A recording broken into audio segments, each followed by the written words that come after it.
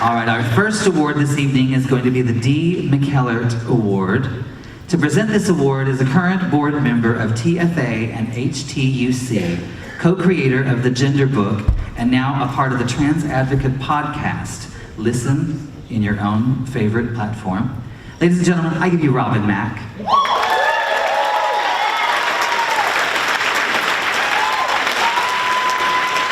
thought I gave you Robin Mack. So what had happened was,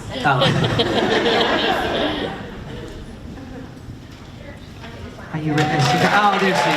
Give it up for Robin Mack. Did I catch you off guard?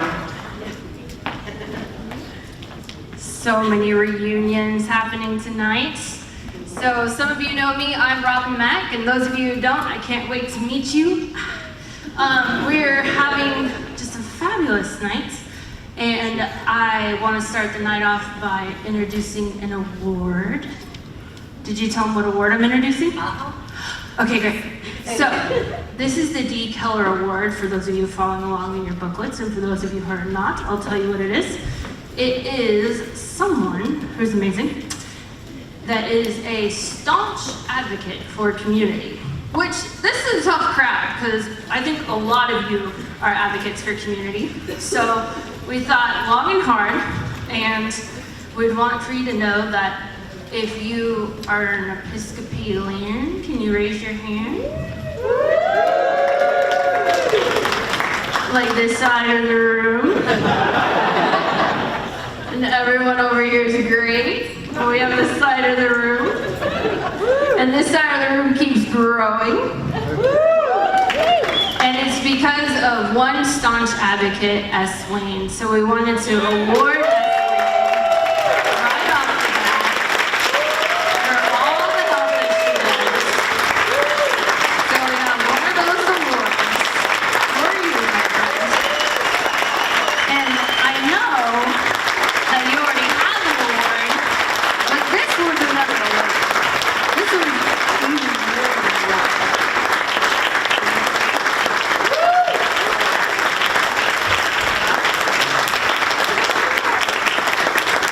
See, she never turns down a mic. That's a sign of a staunch advocate for a community. Episcopal friends would like to thank the community for allowing us the privilege to be a supporter and ally.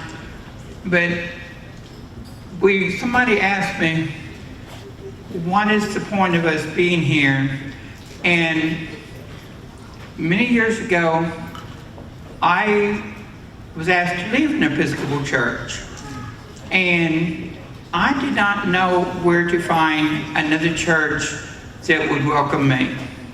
And so I made it my mission in life for nobody to have to be in that spot. And so part of it is in the brochure. We have a flyer in every bag with the 16 parishes and the diocese listed who paid for the seats for tonight. But that's half of it. But the biggest witness to me is looking at the 16 parishes. No parish has to stand alone. You're 16 strong parishes who support my right to show up on a Sunday morning and go to church. And I say thank you. Yes, that is amazing.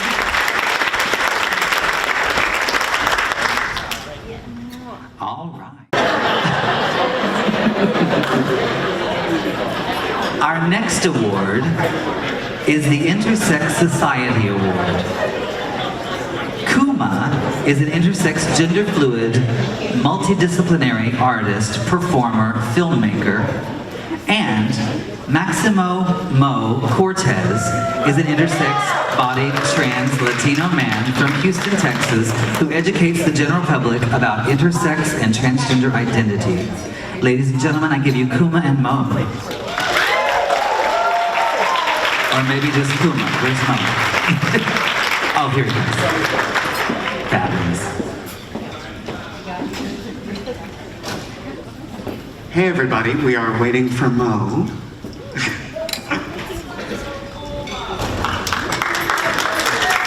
And if, Mo, if you would go and grab the award. So, if you will notice, all the awards are up here and they all look pretty similar except for one, which is this one, handmade by myself. And the reason that this is different is because the intersex community is a little bit different. If you're not familiar with what intersex is when someone is born with a body that is anatomically, hormonally, or genetically somewhere in between what is considered typical for male or female. Some of us identify as cis, some are trans, some are gay, some are straight, but largely we face a lot of the same issues that the trans community faces because our bodies are different.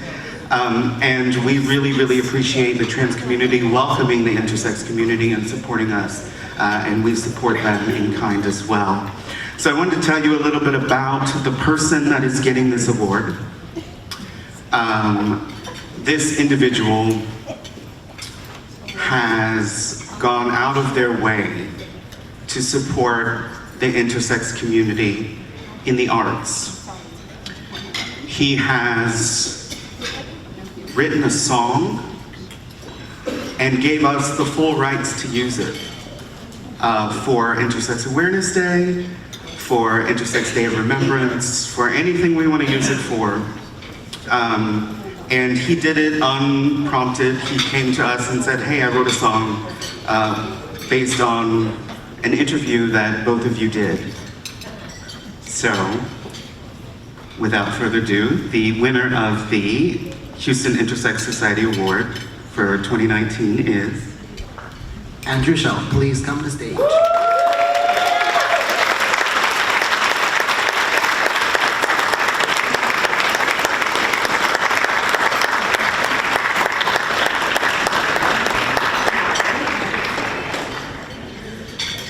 Yeah, and Andrew came over to our house one time and he was like, I think I'm working on something for y'all. I'm working on a song. I heard it and I'm like, wow, that is amazing. Music, it changes so many movements, it empowers so many movements, and this is for you, Andrew. Thank you so much.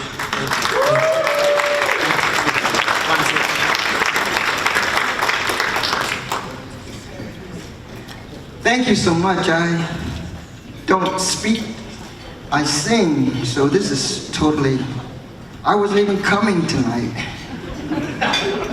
Man, but anyway, I wrote that song in the spirit of the world and everybody knowing the intersex community has gone through.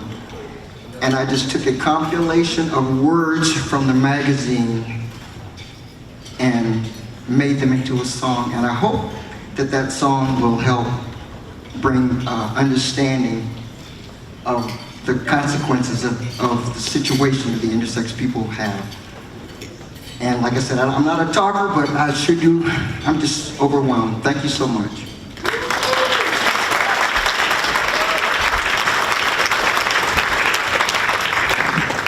All right. Next up, we have our Champions Award. And I was told this man needs no introduction, so I'm not going to give him one.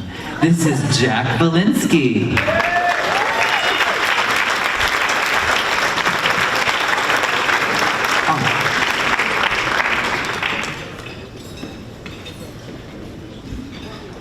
Thank you. I was told to keep the speech short, but as an activist and a person running a radio station, I don't think that's possible. 50 years ago this summer, we were not able to meet in a place like this. We were usually not able to meet anywhere. The only places that we could meet were mafia-run bars that were not even safe. Yet some people did venture out there to be able to be together. And they kept getting raided. And people got arrested, and their names were in paper. Lives were ruined. And finally, people like you all out there got tired of it and said enough is enough. And that started the Stonewall riots. Even more importantly, though, a year later, In cities like New York, Los Angeles, San Francisco, Boston, they held commemorations. They held marches. And from those starts, Pride has happened all over the world. And it continues to happen all over the world. I am the founder of Pride Houston, the nonprofit that kept Pride Houston going. And it's easy to start an organization, and as any of you know, it's harder to keep it going. Pride in this city is one of the most important events, and probably the most important events that happen every year, because it brings people out who are probably never able to come out anywhere else. And we in Houston do the night parade, which is probably one of the most famous events around the world. And you know, as I said, it is to keep an organization going. It is really difficult, and sometimes you have hard times. And over the past many years, it got away from the community. But this organization now that's in place brought it back to the community and made sure that it was open to everybody, and made sure that it is in a premier place in downtown Houston, where you can see people 4 or 5 stories or 6 or 8 stories up in garages looking down. And you can see people celebrating. You also can see people looking 2 or 3 blocks away because they may not be comfortable enough to be able to do it. And I remind people in the lineup, even though I'm not supposed to do it, it's the annual Ray Hill Memorial Speech, about how we need to keep positive and smile and let the community know that we're together and we work together. And that maybe next year those people that are peeking 2 or 3 blocks away will be able to come and be in the audience, and maybe the year after be in the parade. And all those units that are part of this community, the diverse part of this community, is what makes this community. I'm honored to give the next award to the Pride Committee of Houston, Pride Houston.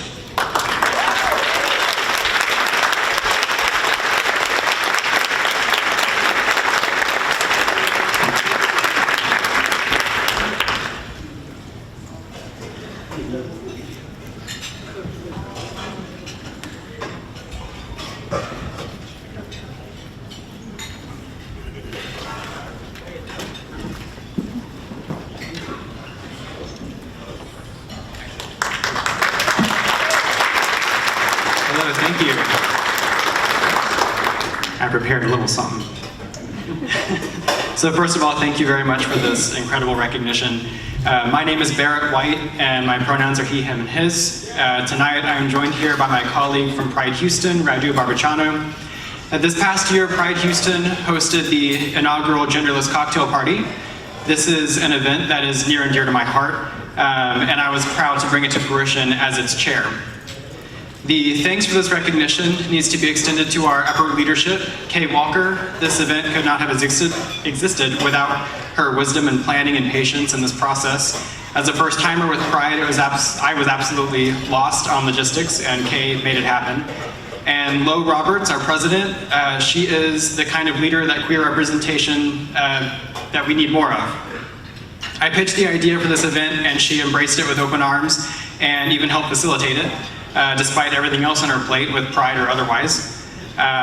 So I'm happy to accept this award on behalf of Pride, an organization that has celebrated the community at large for over 40 years. However, as a Pride Festival goer, it was hard to miss the fact that there was one big portion of our community that had been vastly underrepresented prior to the new and current leadership. In the past, I had been told that no one was excluded from Pride, but that's not the same as intentional inclusion and celebration. So I joined Pride and asked to fix that. We all know that trickle-down progress is not effective anymore. Actions that only benefit one of us will not always extend to all of us under the LGBTQ+ umbrella. The advancement of one group at the cost of others is not okay. We all progress by moving forward together. This kind of intentional acceptance and uplifting demonstrated by Pride's new leadership should be the norm, but it unfortunately isn't. All too often we see ignorance coming from even our own L, G, and B community members. It's because of this that this intentional movement together that I thank the leadership of Pride Houston for making our genderless cocktail party happen this year and for taking the first steps toward change and celebration, not just mere absence of exclusion. We hope to see nothing but bigger and better celebrations in the years to come. Thank you.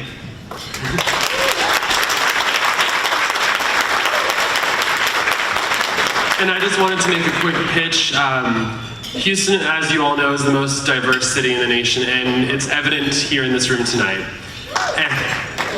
And Houston is going really big to pitch World Pride 2023 to happen here in our great city. We're competing against 2 other cities, so we hope by the end of October we know whether or not Houston will have the chance to really shine and represent every member of the community through its diversity and its inclusion here in just 4 years. So we hope that you're there with us in spirit and will support our efforts to bring World Pride to Houston in 2023. Thank you.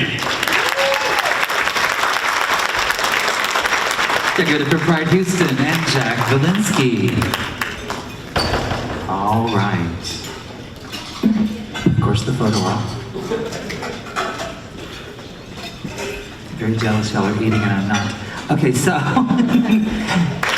All right, next up is our HTGA award. So I'm just going to announce the people that are giving the award out. Lauren and Joelle.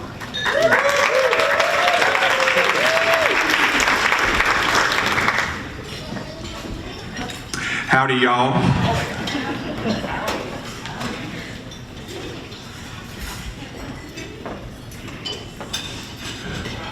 I hope everybody's having a good time tonight.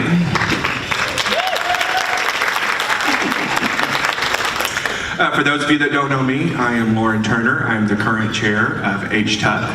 I am also privileged and honored to be a monitor for the HTGA Monday Night Group. Each year, our group gives an award to a person or group that has excelled in making our journey through the world a better trip.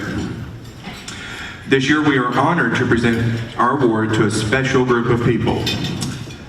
You see, each Monday, our group goes to Empire Cafe. This gets us out into the community and affords us the opportunity to strengthen our friendships. In the years that we have been frequenting the cafe, the staff there has not only provided us with excellent food and service, they have become a part of our family. They cheer us on, come to our events, and bring us pizza during the float bill. I don't think we have a more deserving group of people for this award this year. So that said, I would like to present the 2019 HTGA Monday Night Group Award to the staff of Empire Cafe. Here to accept this award are Alexis, Sylvia, and Audley. Please come on up. It's a long walk, I know, I'm sorry. Woohoo! We love you guys so much. They have accepted us. We have no issues.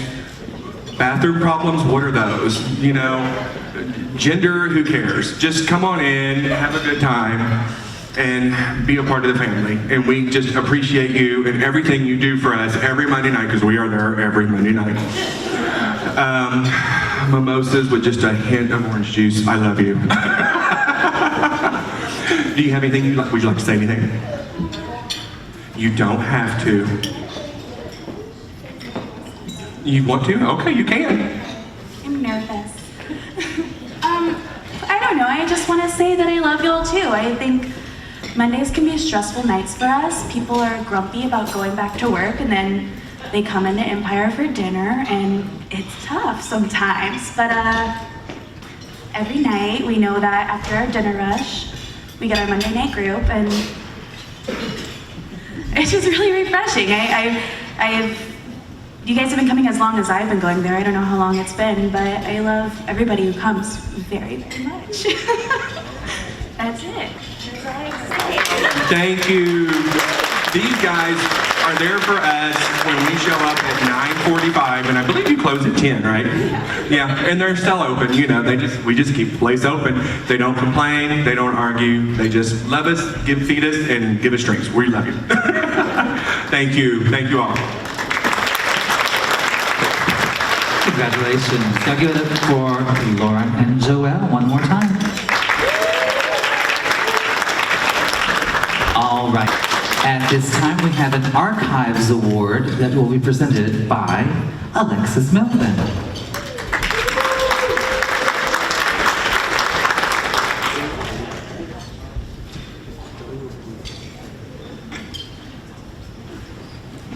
Thank you.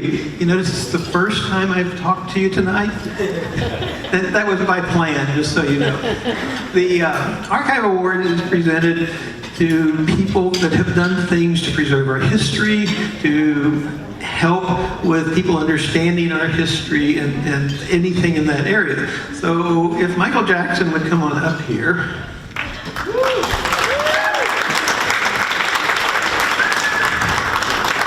Michael has had a fairly interesting career. He has done a lot of stuff with archiving and those things, but he also has been responsible for the LGBT archives at Texas A&M University. I believe that's the Cushing Library that we're doing. And think about this for a minute, an LGBT archives at Texas A&M. Now, that requires a little bit of sensitivity, I would think. Now, the other thing about it is that a few years ago, Phyllis Fry had suggested that maybe we ask Michael to speak at the Unity Banquet. And Michael agreed. And we had a film producer that came to the banquet who essentially got stage fright. This was our main speaker. So we're like, oh good, what we have is the librarian left. Wonderful. Totally saved that banquet. It's like, librarian's not exactly right. So what we would like to present you with is our Archive Award in appreciation for everything you've done for archiving and archival, etc. Thank you very much, Alexis. I will say that it was a high point for me to speak at the Unity Banquet.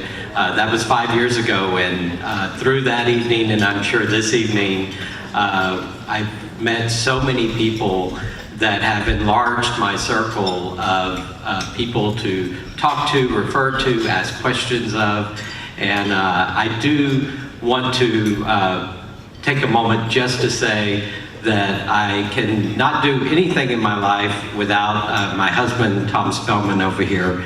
In 2 weeks, we celebrate 33 years together.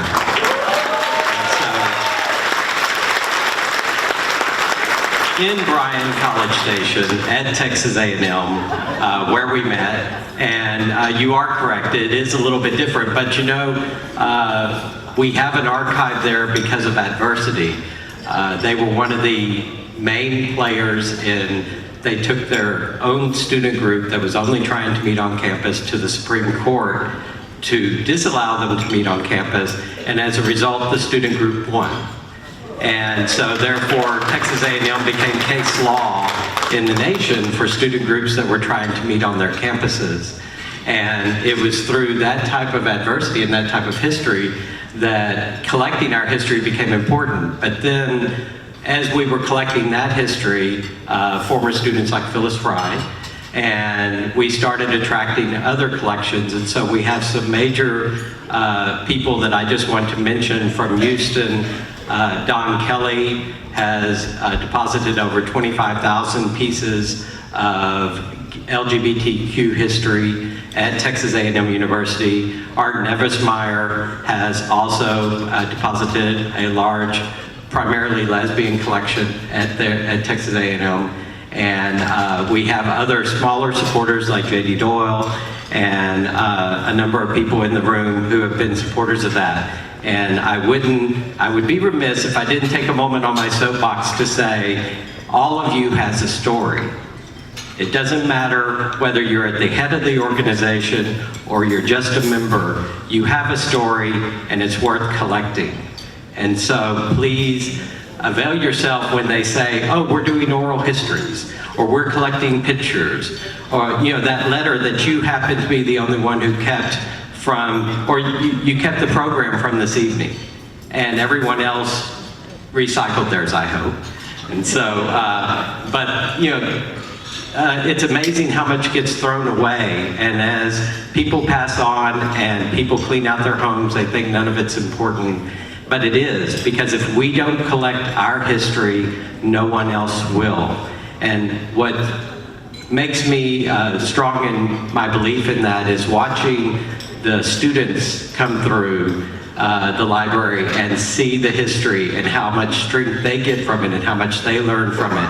And so please avail yourself. There's a lot of good archives here in Houston and at Texas A&M, but I do want to say one of the big things about collecting is that you get a lot of joy. And I've been working for 3 years with actually Sharon Stewart through Phyllis Fry to collect her papers, and this summer one of our curators went up to New York and boxed them up and brought them to Texas A&M University, so they'll be preserved for all posterity with Phyllis Fry's papers there. And so we're still collecting, we still are looking, and it's groups like yours that keep us going and keep us strong. And I really appreciate what all you are doing here, and that you have this event for bringing people together. And so thank you very much.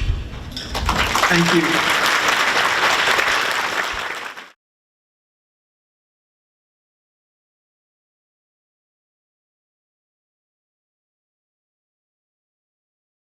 We're going to have 2 presenters come up and give our Media Arts and Entertainment Award, and they are Carmen Carrera and Kuma.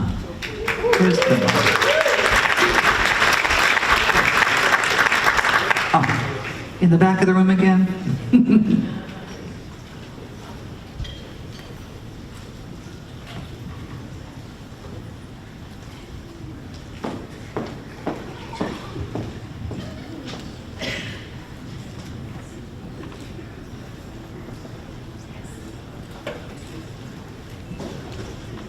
Hi everybody, I'm back. And if you haven't heard by now, I'm an artist. Yes, presenting the Media Arts and Entertainment Award. So I wanted to tell you a little bit about the space that we are giving the award to. And the interesting thing is that it's kind of come full circle. This space is actually the reason that I am an artist today. In 2004, 2005, I participated in a film and live performance residency called Turned Up Volume, which was LGBT youth. And since that time, they have, even before then, they had projects like Quack, the Queer Youth Artist Group Collective. They've brought in trans and gender diverse artists like Mustang. They've had collaborative shows such as the Come As You Are event. So for over 25 years, this local art space has made it part of their mission to not just include, but to prioritize queer and trans artists. Before anybody else was really focused on that, this space made that a point. So, who is that space? It's called...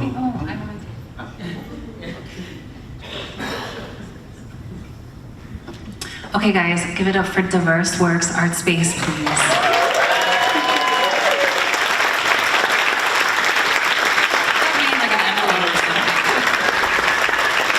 So accepting the award are current and former directors, Zandra Eden, Jennifer Gardner, Sixto Wagon, and I'm not sure of her current title, but Ashley De Hoyos, curator.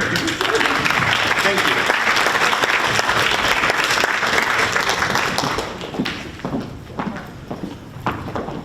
So I'm Sixto Wagon. I actually am representing some of the history of Diverse Works, and we wouldn't be here if it wasn't for Michael Pronto, Loris Bradley, Laura Kellner, Diane Barber, and Rachel Cook, other curators and directors who actually prioritized diverse voices, who actually made sure that Diverse Works was a space not only for education, but a space in order so that we could find our voices and actually reinforce everybody and actually educate. And it is through the arts that I actually also got my start.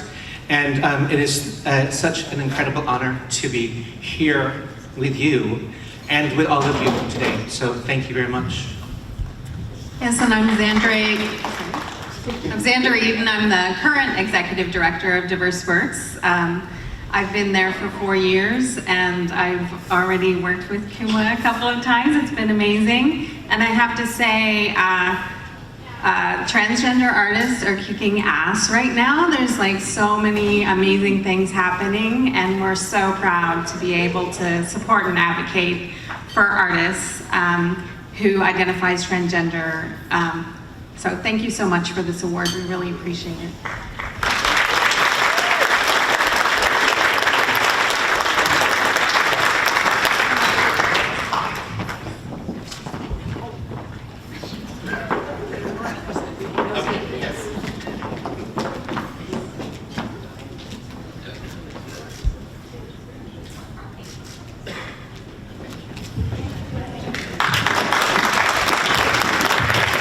Congratulations to First Works. There you go. All right. Let me see where we're... Alexis. I have my schematic and she gave me one 5 minutes before showtime. Slightly different. So, yeah, give it up for Alexis. The award I'm presenting right now is the first time we've presented this one. It is the Trans Advocate Award, and some of you are aware of the Trans Advocate. It's our online magazine that we produce. It has a readership of between 250 and 350,000 people a week, which I think is a really big number. We started being really careful what we published after we saw those numbers. So with the Trans Advocate, we also have several agreements with newspapers such as the New York Times, the Washington Post, and the Wall Street Journal to do fact-checking with them and share articles. I think that's pretty cool too, as a matter of fact. And this award goes to the person who founded the Trans Advocate and that essentially was the first editor of the Trans Advocate, and that's Marty Abernathy. And Marty's not here tonight because Marty moved to the UK. And the Trans Advocate now has a division in the UK that Marty runs. We also have a division in Brazil that a group of journalists down there run. And so we really appreciate everything that Marty has done. She also happened to be on Barack Obama's LGBT Council and started several other organizations along the way. So this award goes to Marty Abernathy. We'll be shipping it to her. And she offered to send a video, but we tend to not do videos because we never get the technology right. Thank you.